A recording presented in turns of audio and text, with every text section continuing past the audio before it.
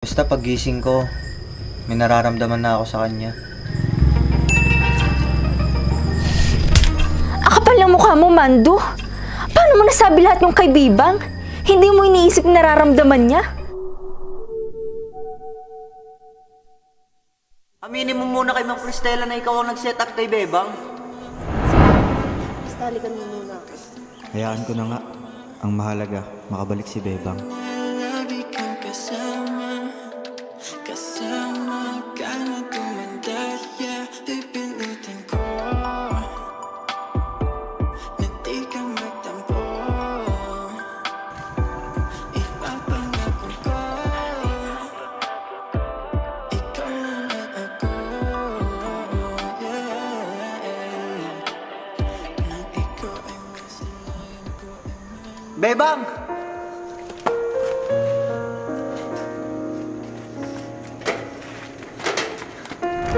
Kaya nga kita tinawagan eh.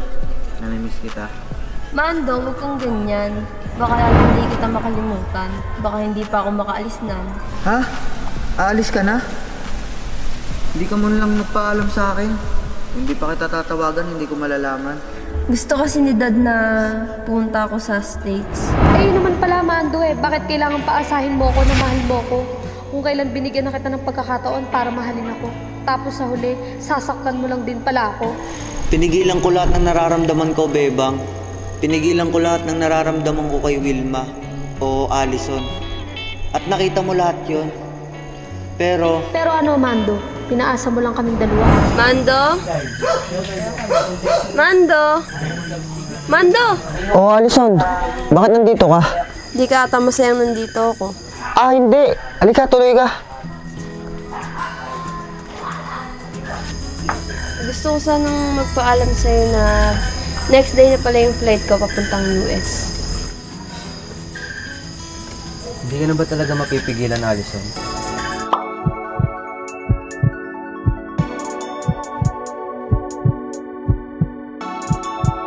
Mando, di ba napag-usapan na natin to? Gusto ko lang talaga sa'yo magpaalam sa personal. Ngayon ka pa ba alis, Allison? Kung kailan nasabi ko na kay Bebang yung nararamdaman ko para sa'yo. Talaga, Mando? Sinabi mo na kay Bebang yung nararamdaman mo? Ano ba kasing nararamdaman mo? Na ikaw ang gusto ko. Na ikaw yung pinipili ko. Napagtanto ko kasi na masaya ako pagkasama kita. Nakakulang ako pag wala ka. Talaga? Sinabi mo yung kay Bebang? Akala ko ba siya gusto mo? Akala ko din. Kasi lahat na nung gusto ko, na kay Bebang na. Pero hindi pala basta-basta ganun yun. Pag puso na yung umiral. So, sinasabi mo, Mando, na ako pala yung mahal mo? Oo, ikaw ang mahal ko. Kaya nga nalulungkot ako eh.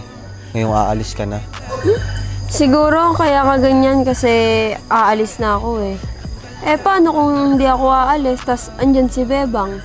Sinong pipiliin mo? Alam mo, Allison, kahit anong mangyari, ikaw at ikaw pa rin ang pipiliin ko. Tsaka kung nandyan si Bebang, magkaibigan na lang kami nun. Ayaw mo yun, masaya. Magiging kaibigan mo rin siya. Gusto ko yun, Mando. Maging kaibigan si Bebang. Kaso, hindi ko lang alam kung mapapatawad niya ako sa lahat ng kasalanan ginawa ko sa kanya. Hindi! Mapapatawad ka nun. Kilala ko si Bebang. Hindi mapagtanim ng sama ng loob yun. Sana nga mapatawad niya ako, Mando. Alam mo ba, simula bata pa lang ako, si Kuya na lang yung lagi kong kasama. Kaya wala akong chance para makipaglaro o makipagkaibigan man lang sa iba. Magiging kaibigan mo yon, Allison. Kaso, paano mangyayari yon kung aalis ka naman? Sige na nga, aminin ko na yung totoo para hindi ka na malungkot. Anong totoo, Allison? Ito naman, nalilito na ako sa'yo eh. Mando, hindi talaga ako aalis. Ginawa ko lang yon para malaman kung malulungkot at pipigilan mo ako sa gagawin ko. Tsaka para malaman na din yung totoo kung ano ba talaga nararamdaman mo para sa akin. E di, ibig sabihin hindi ka na pupuntang States? Oo, Mando.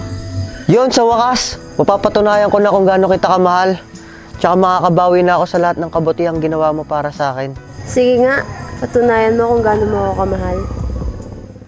Di ka magsasawa, pangako ko ika'y liligaya sa tabi ko. Oh, oh, oh, oh, oh. Di ka bibitawan, magdamagan kahit dahan-dahan. Mando? Oh, Wendy. Ikaw pala. Pasok ka dito. Sorry, nakagulo at ako sa moments niyo ni Alison. Hindi naman, Wendy. Ano ka ba? Ba't ka ba napadaan dito? Ay, hindi. May napagtanto kasi ako, Mando. Tama ka naman doon sa sinabi mo kagabi. Nakaibigan mo din ako.